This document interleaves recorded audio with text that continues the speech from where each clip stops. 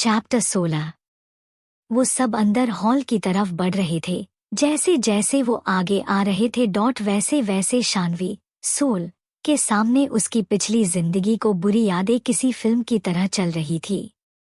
उनके देख शानवी को याद आया, ये वही लोग हैं जिनकी वजह से उसकी पिछली जिंदगी जहन्नम से कम नहीं थी, जिनकी वजह से उसकी जान गई, जिनकी वजह से उसकी इज्जत दांव पर लग गई। हाँ, ये लोग वही थे जिनकी वजह से वो पिछले जिंदगी में अपनी जान गंवा बैठी थी। सब हॉल में आ चुके थे, लेकिन वो येलो ड्रेस वाली लड़की बिना किसी की तरफ ध्यान दिया सीधा अर्णव की तरफ बढ़ गई। जैसे जैसे वो लड़की अर्णव की तरह अपने कदम बढ़ा रही थी, वैसे वैसे शानवी अपने कदम पीछे ले रही थी। अर्णव के सामने आकर वो रुक गई। 440 वाट की बत्ती सी चमकाते हुए वो लड़की अपनी बाँह फैलाकर अर्णव के गले लगती कि धम की आवाज सबके कानों में आई। आवाज सुन जैसे ही सबने पीछे देखा तो वहां शानवी सीढ़ी पर बेहोश पड़ी थी। शानवी को बेहोश देख अर्णव ने बिना एक पल गवाए शानवी की तरफ दौड़ पड़ा। अचानक मुड़ने की वजह से बेध्यान में अर्णव का हाथ अपने सामने खड़ी लड़की के लग गया, जिसकी वजह से उस लड़की का बैलेंस बिगड़ गया। खुद को संभालने के लिए उस लड़की ने सीढ़ी की रेलिंग पकड़ ली, लेकिन हाई हील्स पहनने की वजह से उसका बैलेंस बिगड़ गया तो वो वहीं गिर गई। शानवी को गिरते देख शस्त्र भी उसकी तरफ भागा। अर्णव ने शानवी का सिर अपने पैर पर रख लिया था। येलो ड्रेस वाली लड़की को गिरते देख सुरेखा जी, उस लड़की की साथ आए मेहमान और कपूर फैमिली के सदस्य उसके पास पहुंच गए। शानू, आंख खोली। क्या हुआ शानू? अर्णव ने शानवी के गाल को थपथपाते हुए कहा। अर्णव, क्या हुआ मेरी बच्ची को? अभी तो वो ठीक थी ना फिर? अचानक स्वरा जी के आंखों के तो आंसू रुकने के नाम जी नहीं ले रहे थे। उन्हें शानवी की बहुत फिक्र हो रही थी। शस्त्र शानवी के पास बैठ उसके पल्स चेक करता है। इन्हें पहले रूम में लेकर चलिए। शस्त्र ने शानवी की पल्स चेक करने के बाद कहा। इस टाइम किसी को शस्त्र की आइडेंटिटी जानने या उससे कुछ पूछने का ध्यान नहीं था। बस फिक्र थी, शानवी की फिक्र। अरे कुछ नहीं हुआ है इस लड़की को, बस ड्रामे कर रही है सबका ध्यान अपनी तरफ करने के लिए, सुरेखा जी ने नफरत भरे शब्दों से कहा। सीढ़ियों पर खड़े लोगों ने एक बार पलटकर सुरेखा जी को था। इस वक्त कोई भी उन्हें उनकी बकवास बात का जवाब देना जरूरी नहीं समझ रहा था। इन्हें रूम में लेकर चाहिए। शस्त्र ने दोबारा अपनी बात दोहराई। और बिना पल जाया करे शानवी को अपनी मजबूत बाहों में थाम लिया। नीचे ले आओ, यहाँ गेस्ट है। स्वर्णा जी ने गेस्ट रूम की तरफ इशारा करते हुए कहा। उनकी बस सुन शस्त्र ने अपनी गर्दन हाँ में हिलाई और शानवी को बेहद सावधानी से अपनी मजबूत बाहों में थम सीढ़ियों से नीचे उतरने लगा। बड़े ध्यान से शानवी को गेस्ट रूम में लेकर किसी नाजुक कांच की गुड़िया की तरह उसने उसे बेड पर लेटा दिया। अब तक कपूर फैमिली या उनके आए मेहमानों में से किसी का भी ध्यान शस्त्र पर नहीं गया था, लेकिन जिस तरीके से शस्त्र अपनी आंखों में शानवी के लिए फिक्र लिए उसे अपनी बाहों में थामे नीचे उतर रहा था, उसको देख मोहिनी और उस येलो ड्रेस वाली की तो आंखें ही बाहर निकलने को उतावली हो है। मोहिनी की इसलिए क्योंकि उसे लगता था कि कोई भी बंदा इस दुनिया के अरमान की टक्कर का नहीं होगा, मगर इस बंदे ने उसका वहम खत्म कर दिया था। येलो ड्रेस वाली भी एक बार को अपने पैर का दर्द भूल शस्त्र को देखने लगी, मानो बंदा इनकी प्राइवेट प्रॉपर्टी हो। अपलक दोनों ही लड़कियों शस्त्र को घूरे जा रही थी, लेकिन जब उनका ध्यान शस्त्र की बाहों में शानवी पर गया तो दोनों ही जल भुन गई। जब तक शस्त्र शानवी को लेकर कमरे में नहीं गया तब तक दोनों ही लड़कियों की नजरें उस पर से नहीं हटी थी। ये डॉक्टर क्यों नहीं आए अभी तक? क्या आपने कॉल नहीं किया? स्वर्णा जी ने मनीष जी से कहा। रहने दीजिए, डॉक्टर की जरूरत नहीं, मुझे लगता है इन्होंने कुछ खाया नहीं है सुबह से, इसलिए चक्कर आ गए होंगे। थोड़ी देर इन्हें आराम करने दीजिए, खुद ब खुद होश में आ जाएंगे। शस्त्र ने डॉक्टर को बुलाने से इनकार करते हुए कहा। तुम ये बात कैसे कह सकते हो? अर्णव ने शस्त्र से पूछा। क्योंकि मैं एक डॉक्टर हूँ। इनकी पल्स रेट बिल्कुल ठीक है। मुझे लगता है आप लोगों को परेशान नहीं होना चाहिए। और आंटी जी आप रोइए मत। शस्त्र ने अर्णव की बात का जवाब देने के बाद स्वर्णा जी से कहा। हाँ मॉम, ये सही कह रही हैं। आप फालतू में रो रही है। अभी अपने सुना न क्या कहा इन्होंने। थोड़ी देर में शानू को होश आ जाएगा। आप ऐसे रोती रहेंगी तो बीमार हो जाएंगे। अगर आप बीमार हो गई तो शानू का ख्याल कौन रखेगा? अर्णव ने अपनी मॉम को समझाते हुए कहा। आप सब बाहर चले जाइए। शस्त्र अभी अपनी बात पूरी करता कि अर्णव बीच में बोल पड़ा। क्यों? हम बाहर क्यों जाएं? तो तुम मत जाओ बाहर। अंकल, आप आंटी को बाहर ले जाइए। ऐसे सब कमरे में रहेंगे तो सफोकेशन हो सकता है। इन्हें थोड़ी देर आराम करने दीजिए, फिर ये खुद ही उठ जाएंगे। घबराने की बात नहीं है। मैं यही हूँ और आप चाहे तो यही रुक जाइए। शस्त्र ने अपनी बात पूरी कर अर्णव को वहीं रुकने का कहा। शस्त्र की बात मान स्वर्णा जी, मनीष जी बाहर आ गए। वहीं शानू पर वो येलो ड्रेस वाली लड़की अपना पैर पकड़े बैठी थी। स्वर्णा जी आकर सोफे पर बैठ गई। उन्होंने एक बार भी उस लड़की की खैर खबर नहीं पूछी। वहीं उस लड़की की मां डॉक्टर को बुलाने की बोले जा रही थी, लेकिन वो लड़की जानबूझकर मना कर रही थी, क्योंकि उसने सुन लिया था कि शस्त्र डॉक्टर है। इसलिए वो चाह रही थी कि शस्त्र ही उसका पैर देखे। बहन जी, डॉक्टर को बुला दीजिए। देखिए जरा मेरी बेटी का पैर कितना सूज गया है। उस लड़की की मां ने कहा। मीनाक्षी, मैं फोन करना हो चाह रही हूँ, लेकिन यही मना कर रही है। सुरेखा जी ने उस लड़की की मां, जिनका नाम मीनाक्षी था, उनसे कहा। मॉम, आप क्यों आंटी को परेशान कर रही हो? और फिर डॉक्टर को भी आने में टाइम लग जाएगा। यही कोई डॉक्टर नहीं है क्या? उस लड़की ने कह। उसके बगल में खड़ी मोहिनी उसकी बात का मतलब समझ रही थी।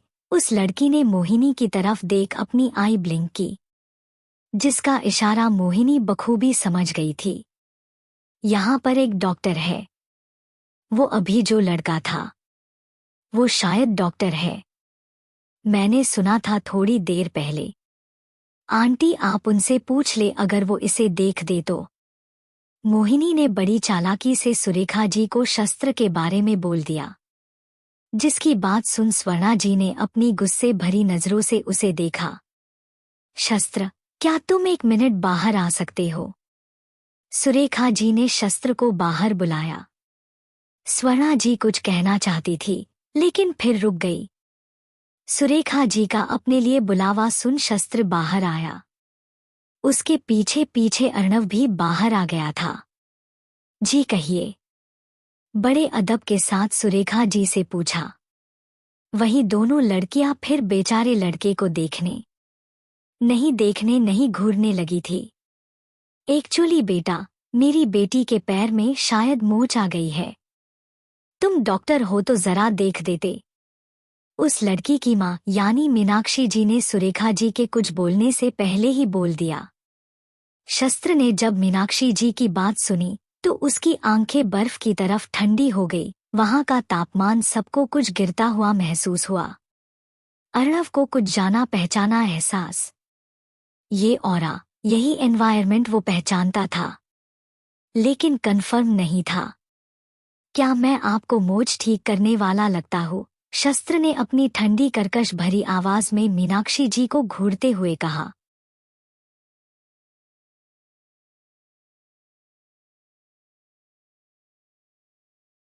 उसको आवाज सुन वहां खड़े सभी लोगों को अपने रीढ़ की हड्डी में कंपन महसूस हुई।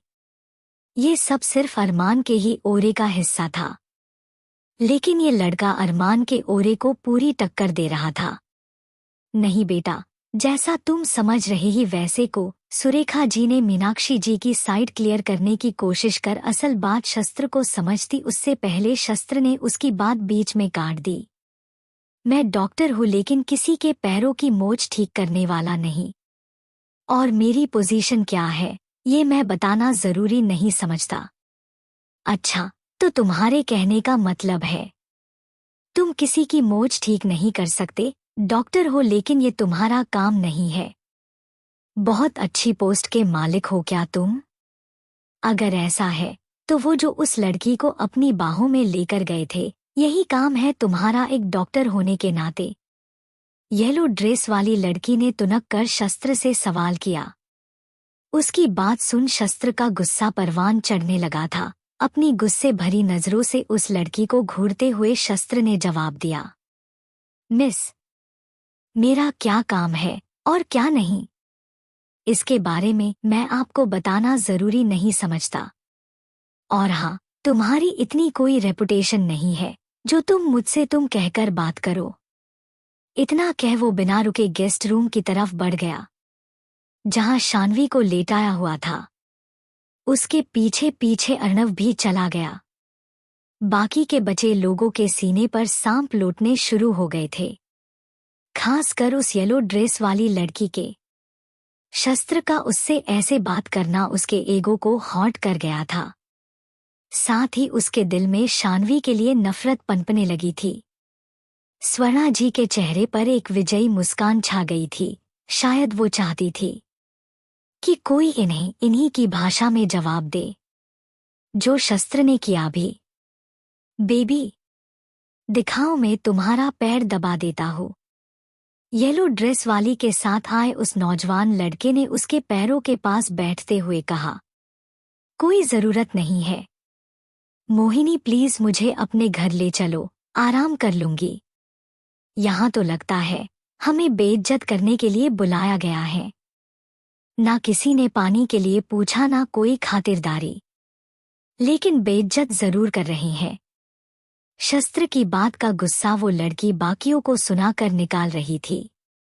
ऐसी बात नहीं है मोनिका, मैं क्या ही बताऊं तुम्हें अब। आप सब चलिए डिनर कीजिए, बाकियों को जब फुर्सत होगी तो वो खुद कर लेंगे।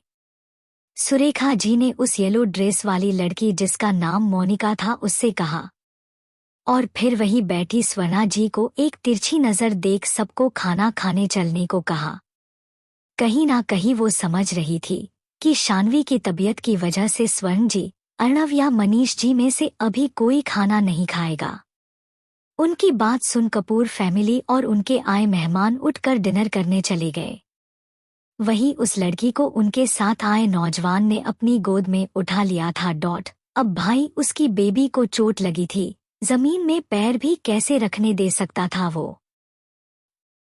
अरमान को अब तक कुछ मालूम नहीं था। वो बस अपने कमरे में बैठा उलझनों से बचने के लिए ऑफिस का काम कर रहा था। वैसे तो सबको पता था अरमान कितना पंक्चुअल है।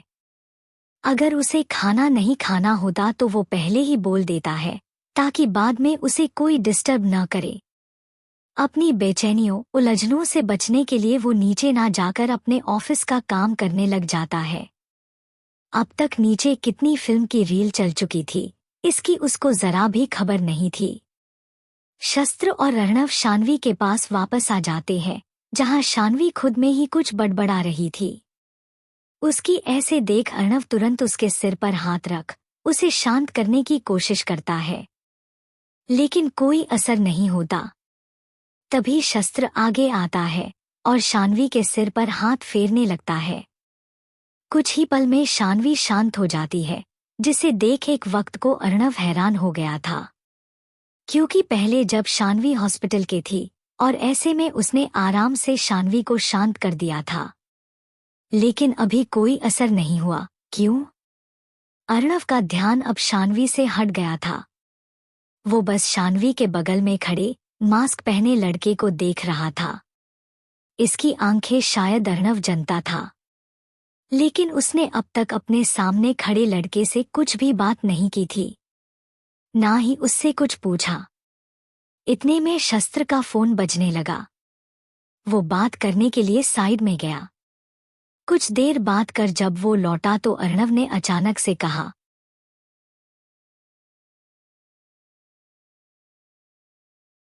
चैप्टर 17। शस्त्र जैसे ही फोन पर बात करके वापस आया, वो शान्वी की तरफ चला गया। शान्वी को देख उसकी आंख नम हो गई थी। अपना हाथ उठाकर शान्वी के सिर की तरफ बढ़ा ही रहा था कि उसके कानों में अर्णव की आवाज आई। अर्णव की आवाज सुन शस्त्र के हाथ हवा में ही रह गए। ओजुल। अर्णव की आवाज सुनते ही शस्त्र के हाथ हवा में रह गए।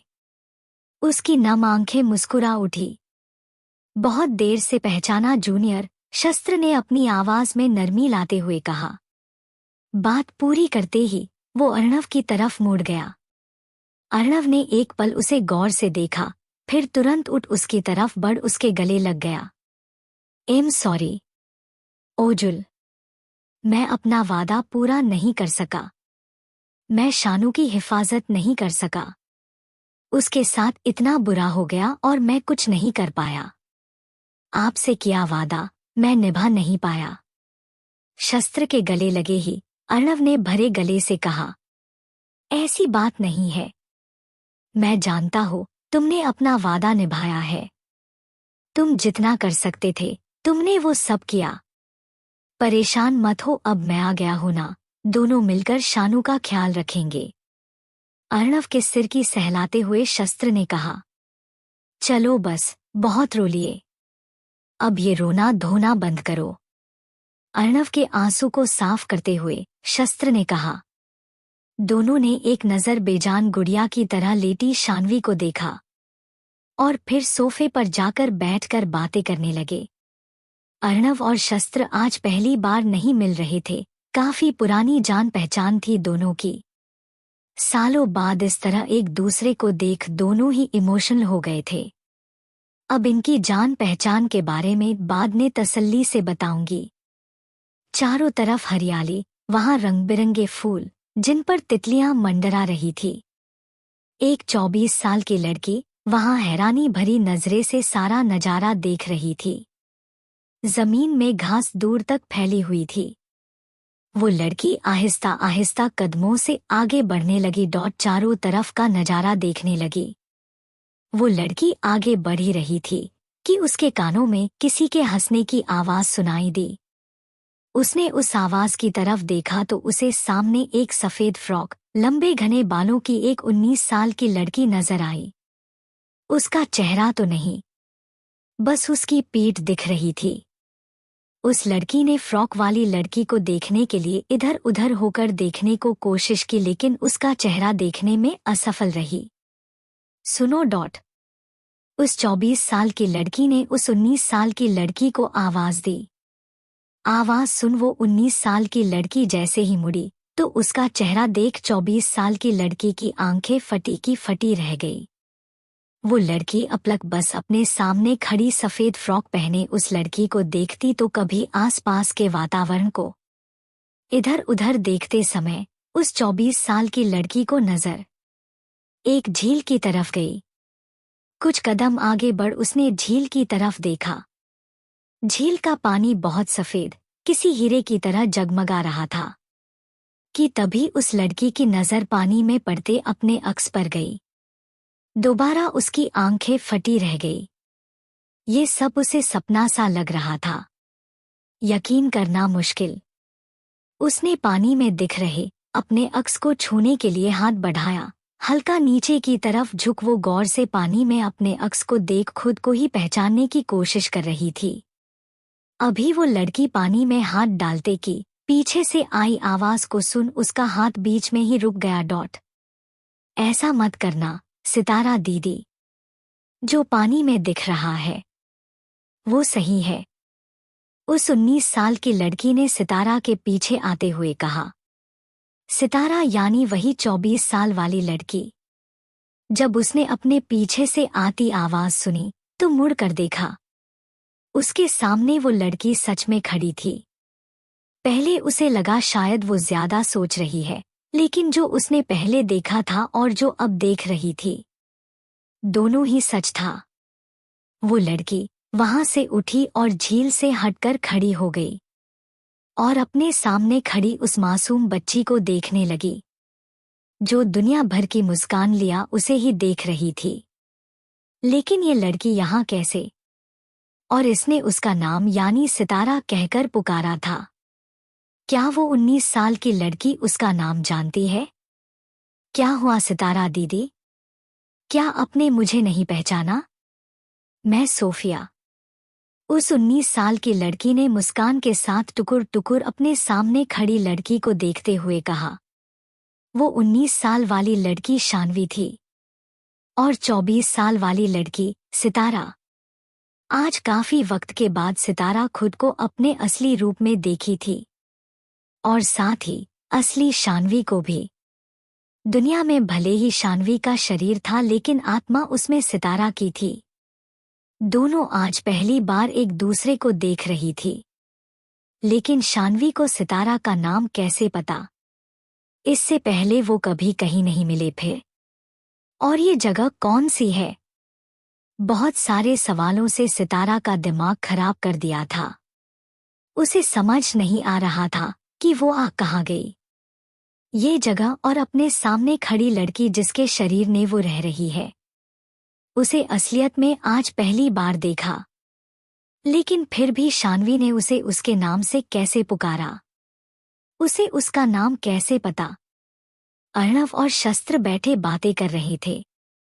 शस्त्र ने इस वक्त मास्क हटा दिया था। उसकी जॉ लाइन बिल्कुल परफेक्ट शेप में थी।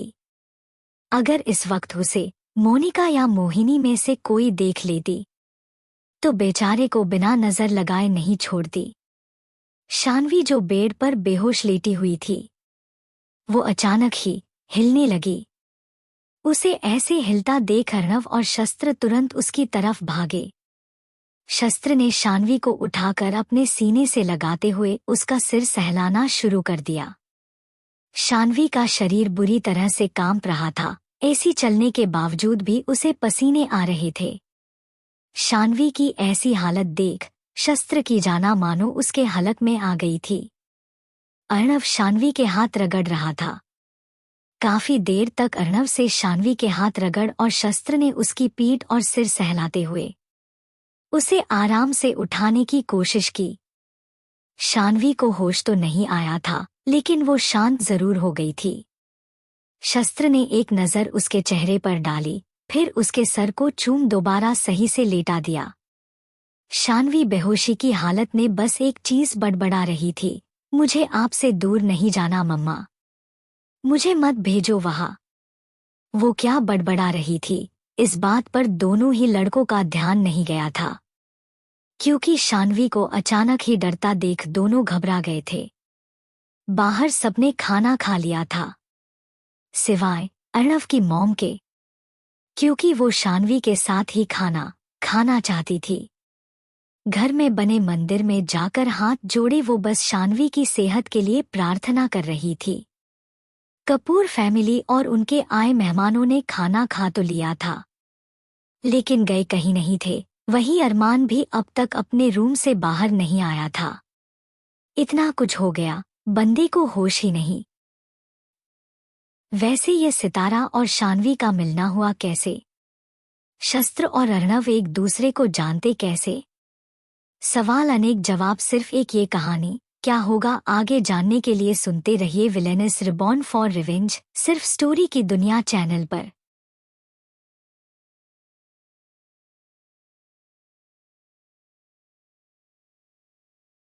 चैप्टर 18। शानवी को होश तो नहीं आया था, लेकिन वो शांत जरूर हो गई थी।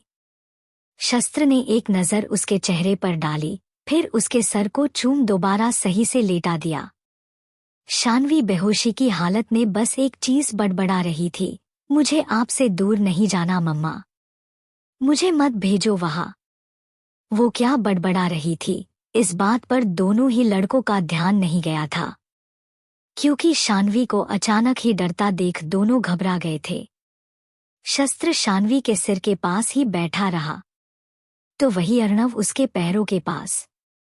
काफी देर बाद शानवी आराम से सो गई थी।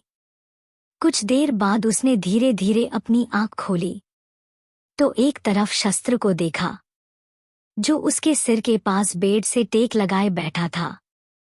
शान्वी ने शस्त्र को नहीं पहचाना था। एक तो वो पहली बार इस बंदे को देख रही थी, ऊपर से शस्त्र ने दोबारा मास्क लगा लिया था। हल्का से सिर उठाया तो अर्णव को अपने पैर के पास बैठा पाया। सामने घड़ी की तरफ नजर गई तो 2 बज रहे थे। शान्वी को प्यास लगी तो उसने खुद उठने की कोशिश की, लेकिन उसके हिलाते ही शस्त्र की आंख खुल गई। शान्वी की वो नीली आंखें शस्त्र की ओसियन आंखों से टकरा गई। दोनों ही एक दूसरे की आंखों में खो चुके थे। एकटक अपलक दोनों बस एक दूसरे को ही देख रहे थे। अचानक ही अर्णव की नींद भी खुल गई। उसने सिर उठाकर देखा तो शान्वी और शस्त्र एक दूसरे को देख रहे थे। शान्वी को होश आ चुका है, ये देख। अर्णव तुरंत वहां से खड़ा हुआ और शान्वी के सामने जाकर खड़ा हो गया। सोफी, क्या अब तुम ठीक हो? चिंता भरी आवाज में उसने पूछा। अर्णव की आवाज से दोनों को होश आया। दोनों ने एक दूसरे से नजरें हटा ली। शान्वी जो लेटी हुई थी वो उठने लगी तो शस्त्र ने सहारा देकर उसे उठा दिया। कमर के पीछे एक तकिया लगा दिया। अब बोलो, क्या हुआ था? तुम बेहोश कैसे हुई? जैसे होते हैं, बत्ती सी चमकाते हुए शान्वी ने कहा। उसका जवाब सुन अर्णव चिढ़ गया तो वही शस्त्र मास्क के पीछे ही हल्का मुस्कुरा गया। इस वक्त भी मजाक सूझ रहा है तुम्हें? अर्णव ने हल्का डांटते हुए कहा। इस वक्त भी तुम्हें डांटना सूझ रहा है मुझे? अर्णव की बोली में ही शान्वी ने उसे जवाब दिया। तुम डॉट। अभी अर्णव और कुछ कहता कि उससे पहले ही शान्वी को खांसी होने लगी। शस्त्र ने जल्दी से जग से पानी निकल ग्लास शान्वी के होंठ के पास ले गया। अपने हाथ से ही शस्त्र ने शान्वी को पानी पिलाया। अब ठीक हो? शस्त्र ने पूछा। हम डॉट। शस्त्र की आंखों में देखते हुए शान्वी ने कहा। अर्णव में चलता हो और कोई दिक्कत हो तो कॉल कर देना। इतना बोल शस्त्र ने शान्वी के सिर पर हाथ फेरा और वहां से चला गया। शान्वी बस जाते हुए शस्त्र को देख रही थी। शस्त्र की आंखें उसे अपनी ओर खींच रही थी। ये पहली किसी की आंखें थी जिनमें शान्वी डूबना चाह रही थी। ये पहली आंखें थी जिन्हें देख शान्वी बस उन्हें ही देखना चाह रही थी। अब बताओ, क्या हुआ था तुम्हें? बेहोश कैसे हो गई थी? अर्णव से दोबारा अपना सवाल दोहराया। शान्वी जिसका ध्यान दरवाजे की तरफ था जहां से अभी शस्त्र गया था। अर्णव की आवाज सुन उसने अर्णव की तरफ देखा। वो कौन था? कौन? वही जो अभी गया। ओह, समर्थ। मुझे क्या पता वो शस्त्र है या असमर्थ। और बेवकूफ लड़की, उसका नाम शस्त्र है। तो वो यहाँ क्या कर रहा था? वो यहाँ? हाँ, वो यहाँ क्यों था? तुम्हें देखने के लिए। अर्णव भैया ने फ्लो में कुछ ज्यादा ही कह दिया। क्या? मेरा मतलब है वो डॉक्टर है, इसलिए वो तुम्हें एग्जामिन कर रहा था। अपने शब्दों को सही करते हुए अर्णव ने कहा। तो ब्लैक मास्क क्यों लगा रखा था? डॉक्टर वाला सर्जिकल मास्क क्यों नहीं पहना था? और सबसे बड़ी बात, ना तो कोरोना टाइम है अब और न ही ऑपरेशन करना था। फिर रात के इस वक्त मास्क लगाने का क्या मतलब? शान्वी को खलबली मची हुई थी। आखिर उसने शस्त्र का चेहरा जो नहीं देखा, इसलिए वो अपनी किलस, खलबली, चिड़चिड़ाहट में अर्णव से सवाल कर रही थी। तुम एक बात बताओ, जब भी तुम बेहोश होती हो तब क्या कोई आत्मा तुम्हारे अंदर प्रवेश कर लेती है? बिल्कुल ही सीबीआई वाली बन रही हो। अभी अभी होश में आई हो फिर भी ये डिटेक्टिव वाली हरकत खत्म नहीं हो रही तुम्हारी। अर्णव ने चिढ़ते हुए कहा। अब भाई चिढ़े भी क्यों ना, अर्णव कोशिश कर रहा था कि कहीं उसके मुंह से शस्त्र के बारे में कुछ निकल न जाए। वही शान्वी ऐसे सवाल कर रही थी। ठीक है, मत दो जवाब। इतना चीड़ क्यों रहे हो? चीड़ नहीं रहा मैं। साफ पता चल रहा है तुम चीड़ रहे हो। मैं नहीं छीड़ रहा। कहीं तुम इसलिए तो नहीं छीड़ रहे कि मैंने तुमसे उस लड़के के बारे में पूछा और तुमसे तुम्हारी ही खैर नहीं पूछी। नहीं बहना, मैं ऐसी फालतू बातों पर ध्यान नहीं देता। तो जवाब दो फिर। वो डॉक्टर था तो मेरे सिर के पास क्यों बैठा हुआ था? मैं तुम्हारे लिए खाने को लेकर आता हूँ। मैं भी तुम्हारी वजह से भूखा हूँ अभी तक। मैंने तो नहीं कहा था भूखे रहो। नहीं देवी, आपने कुछ नहीं कहा था। मुझे ही बुखार चढ़ा था भूखे रहने का। अपने दोनों हाथों को जोड़ हल्का सिर झुकाकर अर्णव ने कहा, वही तो खुद भूखे रहो। नाम दूसरे का लगाओ। हूँ तुम। मुझे पक्का यकीन हो गया है तुम जब भी बेहोश होती हो तब एक नई आत्मा तुम्हारे अंदर आ जाती है। और कुछ नहीं। बैठो तुम, मैं खाना लाया। इतना बोल अर्णव जाने लगा कि शान्वी ने रोक दिया। ओह भाई, एक बात बताओ पहले मुझे। खाना बाद में लाना। क्या बात? वो जो बाहर कुछ मेहमान आए थे कपूर फैमिली के साथ, वो लोग कौन थे? तुम्हें क्यों उनमें इंटरेस्ट आ रहा है? इसमें इंटरेस्ट की क्या बात है? बस ऐसे ही पूछा। क्यों? क्योंकि उन लोगों से तुम्हारी शादी की बात करूंगी। भाई, अब आखिर मैं तुम्हारी छोटी ही सही लेकिन बहन तो हो। इसी रिश्ते से उन लोगों से तुम्हारी शादी के लिए उनकी बेटी का हाथ मांग लूंगी। ज्यादा नहीं बोल रही? नहीं।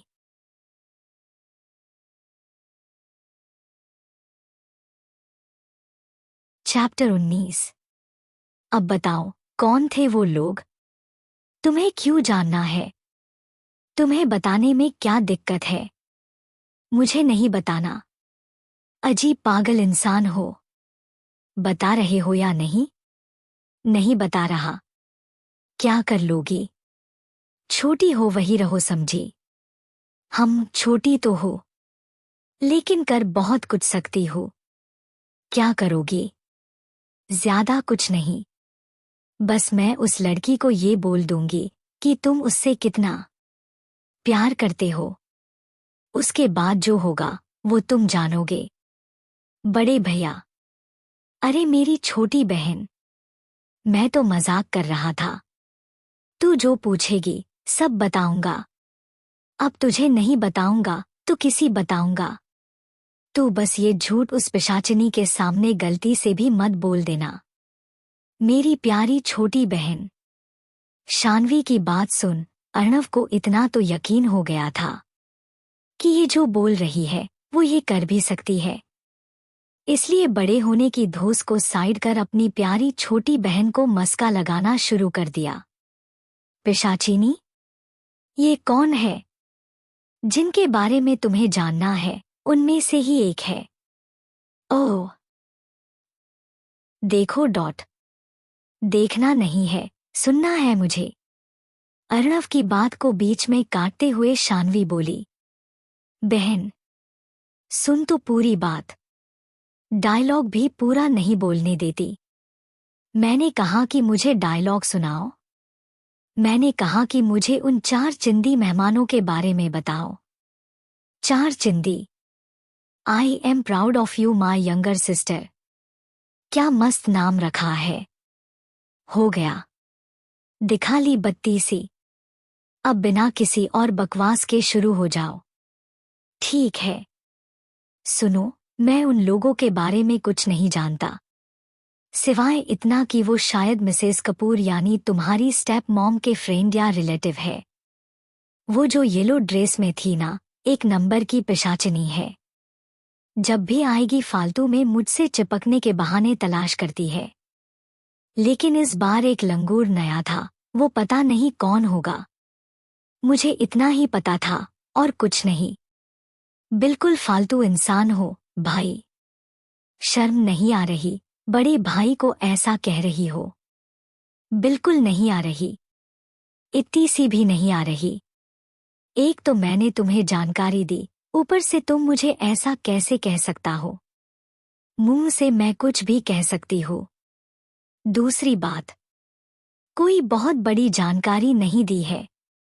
एक कॉमन सेंस वाली बात थी कि वो लोग कपूर फैमिली के साथ आए तो वो उनके जन पहचान के होंगे। लेकिन वो मिस्टर कपूर की फैमिली के नहीं थे, क्योंकि अगर होते तो मुझे भी इतना तो पता होता। नई शक्लें थी, इसका मतलब मिसेस कपूर के ही जानने वाले हैं। ऐसा उसने इसलिए कहा क्योंकि सितारा तो उन मेहमानों को पहचान गई थी, लेकिन उन लोगों का कपूर फैमिली और रॉय फैमिली से क्या रिश्ता था, ये उसे जानना था। ये बात भी थी कि अगर शानवी उन लोगों को जानती होती तो शायद उसे कुछ तो याद आ ही जाता। लेकिन ऐसा कुछ नहीं हुआ। इसका मतलब शानवी भी कभी इन लोगों ने नहीं मिली थी। ओह हाँ, सही कहा। मैंने ये क्यों नहीं सोचा था? सोचा होता तो बात ही क्या थी? किसके बारे में सोचा होता? पीछे से आवाज आई। आवाज सुन दोनों ने मुड़कर देखा तो वहां अर्णव की मॉम हाथ में 2 थलियां पकड़े खड़ी थी। मॉम कहते हो? अर्णव खड़ा हुआ और एक थाली अपनी मॉम के हाथ से ले ली। अर्णव की मॉम ने अंदर आकर एक थाली टेबल पर रख दी। फिर अपने दोनों हाथों में शानवी का चेहरा पकड़कर उसके ललाट को चूम लिया।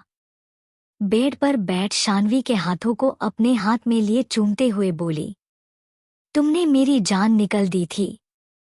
डरा दिया था तुमने मुझे। अपना ख्याल रखा करो। आप प्लीज परेशान मत हो। मैं अब बिल्कुल ठीक हूँ, शानवी ने प्यार से कहा। उसे स्वर्णा जी की आंखों में अपने लिए प्यार और चिंता साफ नजर आ रही थी। ये सब छोड़ो, चलो खाना खाते हैं। मुझे बहुत भूख लगी है, अर्णव ने कहा। जिसके बाद एक थाली में अर्णव खाने लगा तो दूसरी थाली से स्वर्णा जी शानवी को खिलाते हुए खुद भी खा रही थी। वैसे मॉम, आपको कैसे पता चला कि शानू उठ गई है? खाना खाते हुए अर्णव ने पूछा। वो शस्त्र ने बताया। मैं मंदिर में बैठी प्रार्थना कर रही थी तो मुझे देख शस्त्र मेरे पास आया और उसने बताया कि शानवी को होश आ गया है। तो शस्त्र तो कितनी देर पहले चला गया था। आप इतनी देर में क्यों आई फिर? अर्णव ने दोबारा सवाल किया। बेटा, सीबीआई में ज्वाइन हो गए हो क्या? ऐसा सवाल कर रहे हो? तुम्हारे डैड ने भी कभी मुझसे ऐसे सवाल नहीं पूछे। खैर, मुझे देर इसलिए हुई क्योंकि शस्त्र बेचारा भूखा था यहाँ। उसे ऐसे ही थोड़ी जाने देती, इसलिए जबरदस्ती खाना दिया मैंने। और फिर तुम लोगों के लिए खाना लेकर आई। ओह अच्छा जी, मेरा बच्चा। चैप्टर 20। वैसे तुम लोग किस बारे में बात कर रहे थे? जब मैं रूम में आई हूँ तुम किसी के बारे में बात कर रहे थे? अर्णव की मॉम ने दोनों को एक नज़र देखते हुए पूछा। वो मॉम, शानू को कपूर फैमिली के साथ आए मेहमानों के बारे में जानना था। अर्णव की बात सुन स्वर्णा जी के चेहरे के एक्सप्रेशन बदल गए थे, जो शानवी ने बखूबी देख लिए थे। क्यों जानना है उनके बारे में? शानवी की तरफ देखते हुए उन्होंने कहा। आंटी, उन्हें पहली बार देख रही हो। मुझे ऐसा लग रहा है जैसा मैं उन्हें जानती हूँ शायद। बस इसलिए पूछा। कुछ सच कुछ झूठ मिलाकर शानवी ने कहा। वो तुम्हारी स्टेप मॉम की बेस्ट फ्रेंड है, मीनाक्षी सिंघानिया। उनके हस्बैंड और वो येलो ड्रेस वाली उनकी बेटी, वही है पिशाचिनी। स्वर्णा जी की बात पूरी होने से पहले अर्णव बोला। उनकी बेटी मोनिका और उसका बॉयफ्रेंड। राहुल। रेवांश का नाम बदलकर राहुल कर दिया है। रेवांश नाम थोड़ा हीरो टाइप लग रहा था, इसलिए शान्वी को थोड़ा शौक लगा। उसकी स्टेप मॉम और शान्वी की स्टेप मॉम्स बेस्ट फ्रेंड्स है, लेकिन उसे आज तक इस बारे में कैसे नहीं पता। उसके सवाल का जवाब उसके खुद के पास था, शायद इसलिए क्योंकि कभी भी सितारा ने अपने स्टेप मॉम के रिलेटिव्स या अपने रिलेटिव्स से मिलने में कोई इंटरेस्ट नहीं रखा था। और फिर वो ज्यादातर घर के बाहर ही रहती थी, कब कौन घर में रहा है ये बात उसे नहीं पता होती थी। कुछ देर बाद खाना खाकर स्वर्णा जी शान्वी के साथ ही बेड पर सो गई, तो वही अर्णव सोफे पर। काफी बोलने के बाद भी अर्णव से सोफे पर ही सोना चुना। सोफे भी अच्छा खासा बड़ा था, इसलिए उसे भी लेटने में कोई दिक्कत नहीं हुई। आज शस्त्र को काफी चैन की नींद आई। काफी लंबे अरसे बाद उसकी मुलाकात उसकी चाहत से जो हुई। भले ही उसकी चाहत उसके लिए कुछ महसूस न करे, लेकिन वो नजरें जो आज मिली उन्हें वो शायद ही कभी भूल सके। शस्त्र के लिए इतना काफी था कि उसे शान्वी के पास कुछ पल ही सही लेकिन रहने का मौका मिला था। नई उमंग के साथ नया सवेरा हुआ था। बीती रात किसी को कुछ नई बात का पता लगा तो किसी को सुकून का। कुछ लोग साजिशों के बारे में सोचते रहे तो कुछ किसी को अपने झांसे में फंसाने का सोचते रहे। रॉय मेंशन में डाइनिंग टेबल खूब स्वादिष्ट पकवानों से सजा हुआ था। उन पकवानों की खुशबू से सब खाने की तरफ खींचे चले आ रहे थे। अब ये पकवान किसके लिए पके होंगे और क्यों, ये आप बताना। चैप्टर 21। सुबह सब अपने समय अनुसार उठकर अपना डेली मॉर्निंग रूटीन किए। शान्वी को भी अर्णव सुबह ऊपर ले गया था। स्वर्णा जी भी फ्रेश होने अपने कमरे में चली गई थी। सब बारी बारी से डाइनिंग टेबल की तरफ आने लगे। जैसे ही सबको नजरें डाइनिंग टेबल पर गई तो सबको आंखें लालच से भर गई। डाइनिंग टेबल पर सबका स्वादिष्ट पकवान जो रखा था। आखिर बिना समय बर्बाद किए सब अपनी अपनी जगह पर बैठ गए। इस सवाल को अपने दिमाग में किए कि आखिर सुबह सुबह ऐसे पकवान क्यों और किसने बनाए।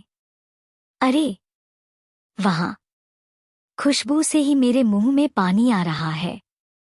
जल्दी से नाश्ता शुरू करते हैं, आखिर इंतजार किसका हो रहा है, मनीष जी ने कहा। अपनी खाने की लगी है। मैं ये सोच रही हूँ कि आखिर किसने ये सब बनाया और क्यों, स्वर्णा जी ने मनीष जी की बात पर कहा। हम भी यही सोच रहे हैं बहू। वैसे सुरेखा कहाँ है आज, दुष्यंत दादाजी ने कहा। हम यही है पापा। हाथ में बाउल लिए किचन से बाहर आते हुए सुरेखा जी ने कहा। भाभी आप सुबह सुबह किचन में डॉट, मनीष जी ने सुरेखा जी से कहा। क्यों देवर जी, क्या मैं सुबह किचन में नहीं जा सकती, सुरेखा जी ने कहा। नहीं भाभी, वो बात नहीं है। बस आपके हाथ में बाउल देख और डाइनिंग टेबल पर ही खाना देख मुंह से निकल गया, मनीष जी ने कहा। हम समझ रहे हैं आप लोगों की दुविधा, और इस दुविधा को हम थोड़ी देर में सुलझा देंगे, सुरेखा जी ने बाउल को डाइनिंग टेबल पर रखते हुए कहा। Dot. Good morning everyone, Ananya ने सीढ़ियों से उतरते हुए कहा। इतना सारा नाश्ता, क्या आज कुछ स्पेशल है, नाश्ते को देख अनन्या ने पूछा। हाँ, सुरेखा जी ने बस एक टूक जवाब दिया। Good morning everyone, dining table के पास आते हुए अरमान ने अपनी सर्द आवाज में कहा। गुड मॉर्निंग बेटा, सुरेखा जी ने प्यार से उसके गाल पर हाथ रखते हुए कहा। डाइनिंग टेबल पर इतना नाश्ता देखकर भी उसने कुछ नहीं पूछा, क्योंकि अरमान एक अच्छी खासी डाइट फॉलो करता था और जितना भी खाना टेबल पर रखा था वो उनमें से किसी चीज को खाना तो दूर हाथ तक नहीं लगाता था। बिना किसी पर ध्यान दिया उसने अपने लिए एक बाउल में से ओट्स लिए और खाने लगा। बाकी सबने भी नाश्ता अपनी अपनी प्लेट्स में निकाल लिया था।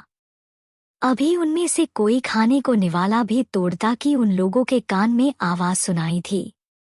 आवाज सुनते ही वहां मौजूद सबकी नजरें उस दिशा में चली गई जहां से आवाज आई थी। कपूर फैमिली और उनके आए मेहमान वहां खड़े था। उन्हें देख सुरेखा जी के अलावा किसी को कोई खुशी नहीं हुई। सुरेखा जी जल्दी से आगे बढ़ी और उन लोगों का वेलकम किया। सब अभी डाइनिंग टेबल के पास पहुंचते की धड़ाम की आवाज वहां गूंज गई। अरमान जो अपना नाश्ता करने में बिजी था, जिसने एक बार भी अपना सिर उठाकर आए मेहमानों को तरफ देखने को जहमत नहीं उठाई थी, वो धड़ाम की आवाज सुन उसने अपना सिर उठाकर सामने की तरफ देखा। उसके बाद साइड की तरफ, जहां शानवी और अर्णव खड़े हुए थे। सामने खड़ी लड़की ने ब्लैक लूज शर्ट और साथ ही ब्लैक डेनिम शॉर्ट पहना हुआ था। शानवी डॉट चिल्लाने की आवाज आज फिर रॉय मेंशन के हॉल में गूंज गई। सुबह सब अपने समय अनुसार उठकर अपना डेली मॉर्निंग रूटीन किए। शानवी को भी अर्णव सुबह ऊपर ले गया था। स्वर्णा जी भी फ्रेश होने अपने कमरे में चली गई थी। सब बारी बारी से डाइनिंग टेबल की तरफ आने लगे। जैसे ही सबको नजरें डाइनिंग टेबल पर गई तो सबको आंखें लालच से भर गई। डाइनिंग टेबल पर सबका स्वादिष्ट पकवान जो रखा था, आखिर बिना समय बर्बाद किए सब अपनी अपनी जगह पर बैठ गए। इस सवाल को अपने दिमाग में किए कि आखिर सुबह सुबह ऐसे पकवान क्यों और किसने बनाए। अरे वहां खुशबू से ही मेरे मुंह में पानी आ रहा है। जल्दी से नाश्ता शुरू करते हैं, आखिर इंतजार किसका हो रहा है, मनीष जी ने कहा। अपनी खाने की लगी है। मैं ये सोच रही हूँ कि आखिर किसने ये सब बनाया और क्यों, स्वर्णा जी ने मनीष जी की बात पर कहा। हम भी यही सोच रहे हैं बहू। वैसे सुरेखा कहाँ है आज, दुष्यंत दादाजी ने कहा। हम यही है पापा। हाथ में बाउल लिए किचन से बाहर आते हुए सुरेखा जी ने कहा। भाभी आप सुबह सुबह किचन में डॉट, मनीष जी ने सुरेखा जी से कहा। क्यों देवर जी, क्या मैं सुबह किचन में नहीं जा सकती, सुरेखा जी ने कहा। नहीं भाभी, वो बात नहीं है। बस आपके हाथ में बाउल देख और डाइनिंग टेबल पर ही खाना देख मुंह से निकल गया, मनीष जी ने कहा। हम समझ रहे हैं आप लोगों की दुविधा, और इस दुविधा को हम थोड़ी देर में सुलझा देंगे, सुरेखा जी ने बाउल को डाइनिंग टेबल पर रखते हुए कहा। Dot good morning everyone, Ananya ने सीढ़ियों से उतरते हुए कहा। इतना सारा नाश्ता, क्या आज कुछ स्पेशल है, नाश्ते को देख अनन्या ने पूछा। हाँ, सुरेखा जी ने बस एक टूक जवाब दिया। Good morning everyone, dining table के पास आते हुए अरमान ने अपनी सर्द आवाज में कहा। गुड मॉर्निंग बेटा, सुरेखा जी ने प्यार से उसके गाल पर हाथ रखते हुए कहा। डाइनिंग टेबल पर इतना नाश्ता देखकर भी उसने कुछ नहीं पूछा, क्योंकि अरमान एक अच्छी खासी डाइट फॉलो करता था और जितना भी खाना टेबल पर रखा था वो उनमें से किसी चीज को खाना तो दूर हाथ तक नहीं लगाता था। बिना किसी पर ध्यान दिया उसने अपने लिए एक बाउल में से ओट्स लिए और खाने लगा। बाकी सबने भी नाश्ता अपनी अपनी प्लेट्स में निकाल लिया था। अभी उनमें से कोई खाने को निवाला भी तोड़ता कि उन लोगों के कान में आवाज सुनाई थी। आवाज सुनते ही वहां मौजूद सबकी नजरें उस दिशा में चली गई जहां से आवाज आई थी। कपूर फैमिली और उनके आए मेहमान वहां खड़े था। उन्हें देख सुरेखा जी के अलावा किसी को कोई खुशी नहीं हुई। सुरेखा जी जल्दी से आगे बढ़ी और उन लोगों का वेलकम किया। सब अभी डाइनिंग टेबल के पास पहुंचते की धड़ाम की आवाज वहां गूंज गई। अरमान जो अपना नाश्ता करने में बिजी था, जिसने एक बार भी अपना सिर उठाकर आए मेहमानों को तरफ देखने को जहमत नहीं उठाई थी, वो धड़ाम की आवाज सुन उसने अपना सिर उठाकर सामने की तरफ देखा। उसके बाद साइड की तरफ, जहां शानवी और अर्णव खड़े हुए थे। सामने खड़ी लड़की ने ब्लैक लूज शर्ट और साथ ही ब्लैक डेनिम शॉर्ट पहना हुआ था। शानवी डॉट चिल्लाने की आवाज आज फिर रॉय मेंशन के हॉल में गूंज गई। चैप्टर 22। सुरेखा जी जल्दी से आगे बढ़ी और उन लोगों का वेलकम किया। सब अभी डाइनिंग टेबल के पास पहुंचते की धड़ाम की आवाज वहां गूंज गई। अरमान जो अपना नाश्ता करने में बिजी था, शोर की आवाज सुन उसके अपना सिर उठाकर सामने की तरफ देखा, उसके बाद साइड की तरफ। कपूर फैमिली, उनके साथ आए मेहमान और सुरेखा जी, इन सबके आगे बढ़ते कदम रुक गए। वहीं सीढ़ी पर खड़े शानवी और अर्णव दोनों एक दूसरे की शक्ल देखने लगे। डाइनिंग टेबल पर नाश्ता करने के लिए बैठे लोग भी अपने मुंह पर हाथ रख लिए, लेकिन अरमान पर कोई फर्क नहीं पड़ा। वो अपने हाथ में पकड़ा चम्मच नीचे रख उठ खड़ा हुआ। उसके साथ ही दादाजी, स्वर्णा और मनीष जी भी उठ खड़े हुए। सोफिया डॉट शानवी का नाम आज फिर रॉय मैशन में गूंज गया। शानवी और अर्णव सीढ़ियों से नीचे उतर आए। ये क्या बदतमीजी है सोफिया? क्या तुम्हें मेहमानों के साथ कैसे पेश आया जाता है ये भी सिखाना होगा? मिसेस कपूर आगे बढ़ते हुए बोली। ये हमेशा मुझे ही क्यों तमीज सिखाने का मन करता है आपका? मिसेस कपूर के सामने आए हुए अपनी एक भौं उठाते हुए शानवी ने कहा। ये कैसे कपड़े पहने हैं इसने? मिसेस कपूर के साथ आई मेहमान यानी सितारा की सौतेली माँ मीनाक्षी ने हैरानी भरे स्वर में कहा। उनकी बात सुन सबका ध्यान शानवी पर गया, जिसने वाइट कलर की लॉज फुल टी शर्ट के साथ वाइट जॉगर पहना हुआ था, जिसमें उसका पेट सामने से हल्का दिख रहा था। थोड़े बाल करले हुए दोनों तरफ आगे थे, जेब में हाथ डाले, बिल्कुल दिलकश अंदाज में वो खड़ी थी। अरमान ने भी उसकी तरफ देखा और फिर नजरें हटा ली। वैसे तो रॉय फैमिली और कपूर फैमिली को समझ आ गया था कि ये पुरानी शानवी नहीं है, लेकिन अब इन नए मेहमानों को भी ये सब बताना था, जो शानवी अपने अंदाज में बता देगी। मैंने कम से कम कपड़े तो पहने हैं। अब की बेटी को देख तो ऐसा लग रहा है जैसे इसके पास कपड़े के लिए कपड़ा ही ना बचा हो। तमीज के साथ एक प्यारा सा जवाब शानवी ने खींचकर मीनाक्षी जी के चेहरे पर जड़ दिया, जिसे सुन स्वर्णा जी, मनीष और दादाजी अपनी हंसी कंट्रोल करने की कोशिश करने लगे, लेकिन अर्णव और शानवी उनके चेहरे पर ही बेहिसाब हंसने लगे। यहाँ क्या हमें बेइज्जत करने के लिए बुलाया जाता है? उस काले कपड़े वाली लड़की यानी मोनिका ने भड़कते कहा। नहीं, ऐसी बात नहीं है बेटा।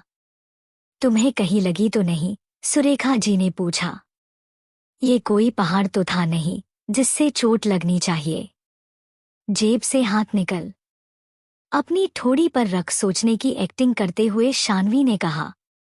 तुम बकवास नहीं करो तो अच्छा है, मोहिनी ने कहा। नो वरी, ये टैलेंट बस तुम में ही है। इतना बोल शानवी ने अर्णव की तरफ देखा, जिसके बाद दोनों ने एक दूसरे को ताली दी और हंसने लगे। तुम तो कुछ ज्यादा ही बेशर्म हो गई हो, रचना जी ने कहा। आपसे कम, प्यारी सी मुस्कान के साथ शानवी ने जवाब दिया। जीजू, आप इस लड़की को कुछ कहते क्यों नहीं? ये आपके सामने सब बड़ों से इतनी बदतमीजी से पेश आ रही है। शानवी का यूं सबको जवाब देता देख मोनिका ने अरमान को ट्रिगर करने का सोचा और अपने कदम अरमान की तरफ बढ़ा, उससे शिकायत करने लगी। मोनिका की बात सुन अरमान शानवी की तरफ देखने लगा, जो उसे पूरी तरह से इग्नोर कर रही थी। खुद को यूं इग्नोर होता देख अरमान को अपने बदन में आग सी जलती महसूस हुई। वो कुछ कहने के लिए मुंह खोलता कि उससे पहले ही अर्णव बोल पड़ा। मुझे नहीं लगता शानू कुछ भी गलत कह रही है। अगर आप लोग बिना उसकी गलती के भी उसे ही सुनाओगे तो उसकी तरफ से आपको ऐसे जवाब मिलना नॉर्मल है, और आपको पिलो लगा उसमें मेरी गलती थी, शानू की नहीं। लेकिन फिर भी शानू को ही सुना रहे हो आप सब। तुम हमेशा इसकी साइड कैसे ले सकते हो? मोनिका ने चिढ़ते हुए कहा। मैं क्यों बताऊं, मासूम ही शक्ल बनाते हुए अर्णव ने जवाब दिया, जिसके बाद शान्वी की हंसी दोबारा शुरू हो गई। अर्णव, लेकिन ये पिलो ऐसे हवा में उड़ते हुए यहाँ कैसे आ पहुंचा बेटा? स्वर्णा जी ने बड़े प्यार से पूछा। वो मॉम, मैं और शानू लड़ रहे थे। लड़ते लड़ते रूम से कब बाहर आ गए पता ही नहीं चला।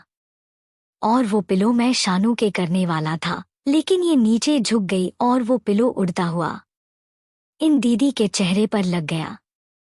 दीदी, तुम्हें मैं दीदी कहाँ से दिख रही हो? मोनिका ने गुस्से से कहा।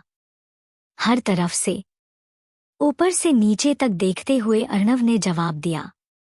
क्या ये दोनों एक ही कमरे में रहते हैं? मीनाक्षी जी ने पूछा। हाँ, बेचारे अर्णव ने रहम दिखाते हुए इसे रहा रोक रखा है, लेकिन ये भी इतनी बेगैरत है कि यही कुंडली मार कर बैठ गई है। ये नहीं कि वापस अपने घर में चले। रचना जी ने घृणा भरे स्वर में कहा। डोंट वरी मिसेस कपूर, मैं अपने घर में वापस जरूर आऊंगी, लेकिन उससे पहले अपने घर में पड़े कचरे को निकाल फेंकने के बाद। कोल्ड वॉइस में शान्वी ने कहा। तुम बिल्कुल अपनी माँ की तरह हो, बदतमीज, बेगैरत। जरा सा कोई मदद के लिए उंगली पकड़ाए तो तुम भी अपनी माँ की तरह उस इंसान के गले का फंदा ही बन जाती हो। मीनाक्षी जी ने नफरत भरे स्वर में कहा, जिसे सुन शान्वी के तनबदन में आग सी लग गई। उसे लगा मानो मीनाक्षी जी शान्वी की मॉम को नहीं बल्कि उसकी सगी मॉम यानी गौरी जी को ये सब घटिया बातें कह रही है। सर्द आंखें, कोल्ड एक्सप्रेशन लिए वो मीनाक्षी जी के सामने जा खड़ी हुई और अपनी सख्त आवाज में बोली। लगता है आपको मेरी माँ के बारे में कुछ ज्यादा ही मालूम है, लेकिन एक बात कान खोल कर सुन लो, ना सिर्फ आप बल्कि यहाँ खड़े वो सभी लोग जो हर बात में मेरी मॉम को बीच में लाते हैं, उन्हें उल्टा बोलते हैं। मेरी मॉम क्या थी और क्या नहीं ये मुझे आप जैसे लोगों से जानने की जरूरत नहीं है। मेरी माँ अपने पति के साथ थी, शादी के पवित्र बंधन में बंधी थी, ना कि आप जैसी जो दूसरों के पतियों पर डोरे डालती हो, दूसरों के घर पर अपना हक जमाती हो।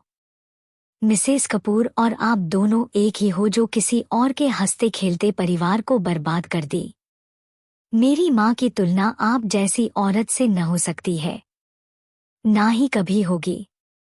मेरी माँ गौरी की तरह पवित्र है, जिसकी बराबरी आप तो किसी भी जन्म में नहीं कर पाएंगे। उसकी आवाज इतनी सर्द थी, साथ ही उसके बोलने का ढंग जिसे सुन कपूर फैमिली और उनके मेहमानों के साथ साथ सुरेखा जी को भी अपने बदन में कंपन महसूस हुई। शान्वी के मुंह से ऐसी बातें सुन रचना और मीनाक्षी जी के चेहरे के रंगत ही उड़ गई। एक पल को तो अरमान भी अवाक से उसे देखने लगा। मिस्टर कपूर और मिस्टर सिंघानिया भी एक दूसरे की तरफ देखने लगे। शान्वी की बात में सच्चाई थी, उसे जवाब देने के लिए किसी के मुंह से आवाज ही नहीं निकल रही थी।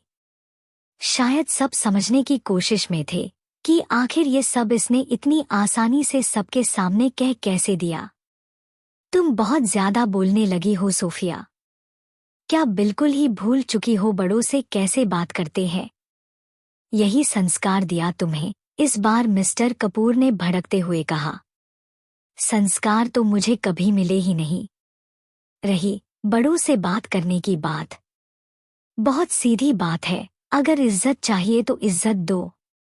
अगर इस भूल में आप सब है कि ये पुरानी शान्वी है जिसे जो मर्जी बोल लो ये कुछ नहीं कर सकती, कुछ कह नहीं सकती, तो इस भूल को भूल जाओ।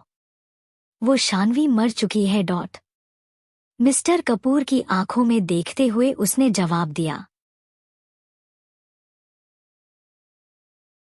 कहीं ना कहीं शान्वी ने बातों ही बातों में सही बातें आज बोल दी थी। शान्वी की माँ काफी वक्त पहले गुजर गई थी, जब उसकी उम्र शायद 6 या 7 साल के करीब थी। सितारा की माँ की बात करें तो उन्होंने सितारा को हमेशा खुद के लिए लड़ना सिखाया है, जो जैसा करे उसके साथ वैसे ही पेश आना सिखाया है। भले ही सितारा की 12 साल की उम्र में ही उसकी माँ उसे इस दुनिया में अकेला छोड़ गई, लेकिन उनकी बातों से सितारा ने खुद को इतना मजबूत तो बना लिया था कि वो दूसरे का वजूद खत्म कर सकती थी। ये सब छोड़िए, इस बदतमीज लड़की का ये सब चलता ही रहेगा। चलिए नाश्ता करते हैं। सुरेखा जी ने बिगड़ते माहौल का रुख बदलते हुए कहा, जिसके बाद सब डाइनिंग टेबल की ओर बढ़ गए। अभिमान, स्वर्णा जी, मनीष जी और दादा जी भी बैठ गए। शानू और अर्णव भी उस ओर बढ़ गए। शानू, बच्चे अब तबीयत कैसी है? मनीष जी ने कहा। मैं ठीक हूँ अंकल, प्यार से उसने जवाब दिया। तुम अपना ख्याल क्यों नहीं रखती हो? तुम्हें पता है कल हम सब कितना घबरा गए थे। स्वर्णा बहू तो खाना भी नहीं खाई थी। दादाजी ने कहा। सॉरी दादू डॉट, मैं अपना ख्याल रखूंगी। बैठो, नाश्ता करो। स्वर्णा जी ने कह। नहीं डॉट, जरा इंट्रो क्लियर कर दूं। Sitara Singhania. Father name Mahesh Singhania. Mother name Gauri Singhania. Step mother name Meenakshi. Step sister name Monika. Boyfriend Rahul Baweja. Shanvi Kapoor. Father name Inder Kapoor. Mother name Shweta Kapoor. Step mother name Rachna. Step sister name Mohini. आज कहानी में नाम मेंशन करने में मैं खुद ही कंफ्यूज हो गई, इसलिए सितारा और शानवी के पेरेंट्स नाम लिख दिए ताकि आप भी मेरी तरह कंफ्यूज न हो जाए। वैसे एक बात और क्लियर कर दूं, अगर आप लोग न समझे हो तो कपूर फैमिली के साथ आए मेहमान सिंघानिया फैमिली है, जो सितारा की लाइफ में दगाबाज थे।